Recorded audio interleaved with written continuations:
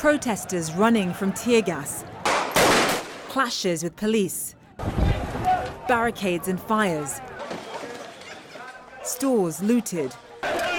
These are the scenes of anger paralyzing Haiti's largest cities after more than a week of deadly unrest. The demonstrators are demanding their president's resignation. I'm in this situation because of the Haitian president. I can't go to school. He is a thief. He must go. If not, we'll burn down this whole country.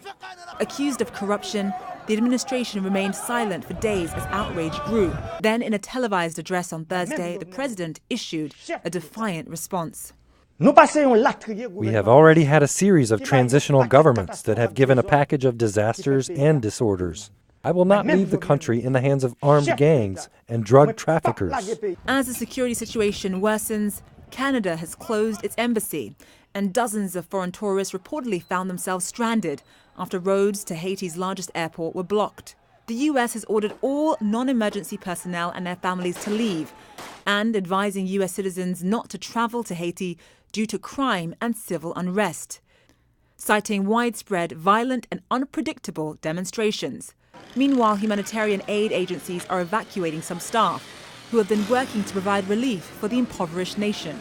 Well, the work has basically ground to a halt. Public transport has been more or less non-existent, and it's unsafe to go out in cars because you don't know where roadblocks will be and or demonstrations. Haiti remains one of the poorest countries in the Western Hemisphere. And after a devastating earthquake in 2010 that killed more than 200,000 people, despite international efforts to help, the state of the economy remains in a state of disarray. The price of the dollar is going up and up and up. We can't stay in this situation. There will surely be a revolution in the country. Besides skyrocketing inflation, reports of a long-running corruption scandal are also fueling unrest. Billions of dollars earmarked for social development in Haiti allegedly went missing, sparking anger among citizens with little left to lose. Zain Asher, CNN. As we said, 8 Canadian nurses, they started a GoFundMe page so they can get out of Haiti. They needed $9,000 and they've already raised more than $16,000. We spoke to one of those nurses, Tracy Hata, moments ago. She described the scene outside the compound they're trapped in. The pastor that is the director of the compound has instructed us not to go outside into the community across the highway, which is where the roadblocks are. So we're here. We can get people to come in, and we can still provide health care for them and feeding programs. Schools have been shut. We do have a school on the compound. So we are safe here, but they will not let us to go outside the compound. What kind of help do people need amidst these violent anti-government protests?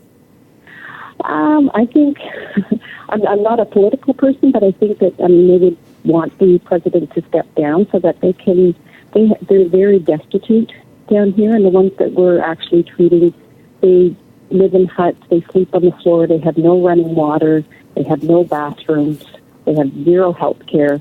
So they're very, very destitute here, and I think they're just taking desperate measures to try to make a change for themselves. You and the other nurses launching this GoFundMe page in hopes of raising money for your own evacuation. Do you have any concept of when it could be that you're able to get out? We have secured a helicopter as of about 9 o'clock last night. We secured a helicopter, which is a Haitian helicopter, to take out on Monday. Tracy tells us the helicopter will land at the compound and fly them directly to the Port-au-Prince airport. That way, they don't have to try to make their way through any of the violence or chaos on the streets.